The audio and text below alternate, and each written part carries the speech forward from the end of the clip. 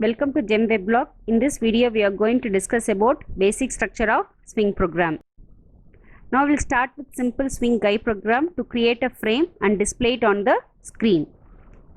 Let's start with step-by-step procedure to create a frame. First, you have to import javax.swing package. That will include all the classes and methods that is essential for Swing components. Next, you have to define the public class sFrame example, and your class name should be same as that of your file name in order to avoid conflict during the execution. Since we will be using your Java file name for compiling and you will be using class name for execution process. If your class name is not same as that of your file name, means you have to remember the class name explicitly. So you have to use file name for compile and class name for execution. So in order to avoid this conflict, better use your file name same as that of your class name. Next, you have to define the main method where your execution start, and here we are going to write your Swing program inside the main. First, you have to create an object for frame using the constructor jFrame, and the caption has to be passed as the argument. Whatever the argument has been passed, it will be displayed on the frame. So it is a top level container and it contains title bar, minimize button, maximize button, and then close button. If you want to set the dimension of the frame, you have to use the method setSize. The values is given in the form of pixels, which is inherited from jFrame. If you want to make your frame to be visible on the screen, you have to set visible true. Default value of this is false. Next, whenever you close the window, your control has to come back to the console automatically. That means when you don't use this set default close operation method, means so when your window is closed, the control will not transfer to the consoles, where you have to terminate it explicitly using Control C. If you use set default close operation, means whenever you close this window, the control will transfer automatically to the console. Now this is the program. Now we'll look into the execution of this program. Now this is the program. We have imported the package and defined the class, and object has been created. We have made the dimension of this frame 200 cross 200 and make the window to be visible. So set default operation also set to exit on close. Now we are compiling it using Java code. Now I am executing with respect to the class name. So now the window has been appeared. So whatever the name we have given here, it has been shown on this window, and set size is 200 cross 200 pixels. Since it has been set visible true, okay, the frame has been visible on the screen. Now what about the set default close operation? Means whenever I am closing this window, the control will automatically transfer to console. Okay, now I am making it as false. Okay, I am not setting it, means it is default value is false. Now I am compiling it. Now I am compiling it.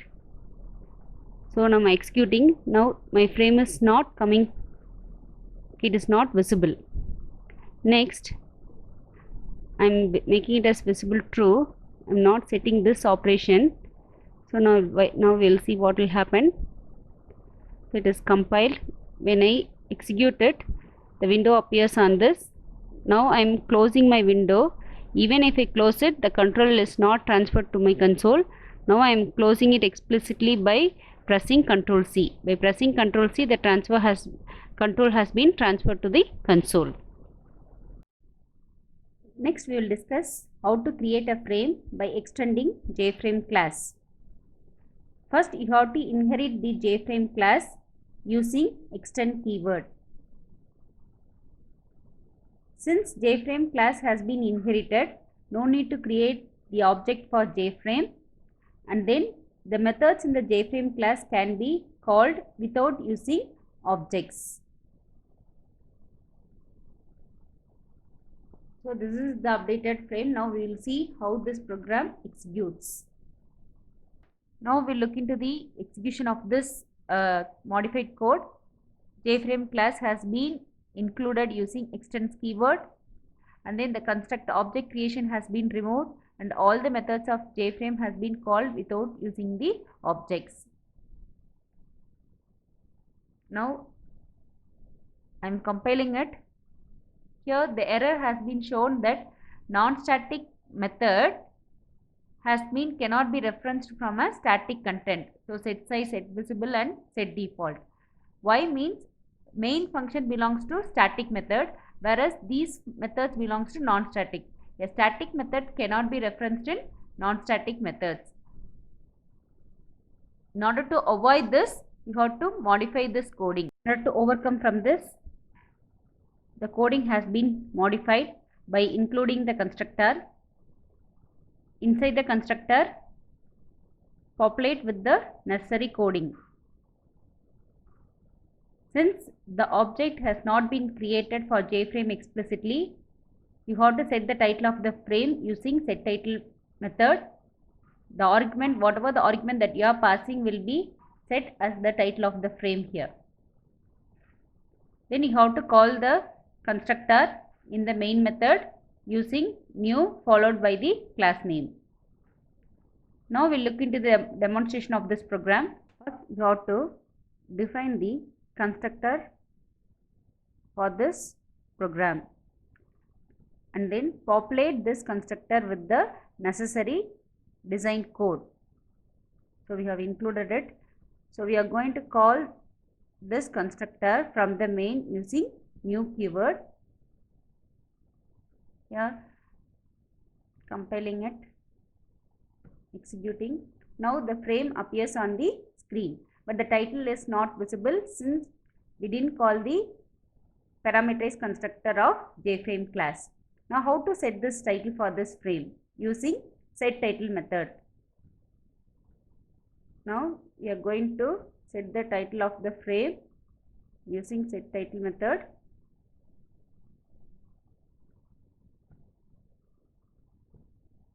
Now see, the title has appeared on the frame. Now we'll look into the frame creation on event dispatching thread. We all know that Swing is an event driven. So that means whenever the user interacts with the components, the event is generated. So whenever the event is generated, it is handled by the event handler by calling event handling code, which is defined in the application. And also the event handler is executed on event dispatching thread in Swing, not on the main thread. That means the definition of event dispatching thread is nothing but background thread in order to process the event from event queue. Now how to apply this? First, you have to call the invoke later method of Swing utility classes, which receives runnable object as argument. Next, you have to create anonymous implementation of this runnable interface and pass it to invoke later method. Next, you have to define the only one methods of runnable interface, that is your run methods. Whatever you want to execute it, that code has to be included inside the run method. Now you have to execute the code which is available in the constructor. So that code has been provided inside the run method, which is executed by EDT. What are the methods available in Swing utility? One is invoke later, another one is invoke wait. What is the difference between these two? Invoke later, just it will simply schedule the task and will return it immediately. Whereas invoke and wait, okay, it will schedule it and it will not return immediately unless the run methods returns. Next, we will look into the demonstration of this code. First, invoke the method of Swing utility. Swing utility. So under this, I'm going to invoke the invoke later method. We know that invoke later method receives runnable object. So for runnable interface, we are going to use anonymous class syntax method using runnable.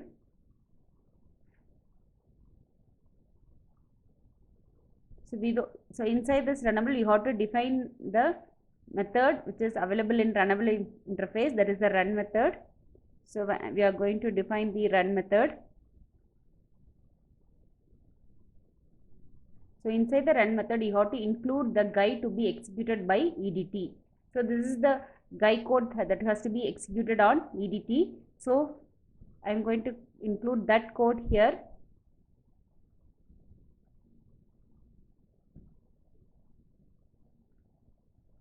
Now we will compile it. So now the code is getting executed. The frame has been created. It appears on the screen. So far we have discussed the different ways to create a frame and display it on the screen. Thank you.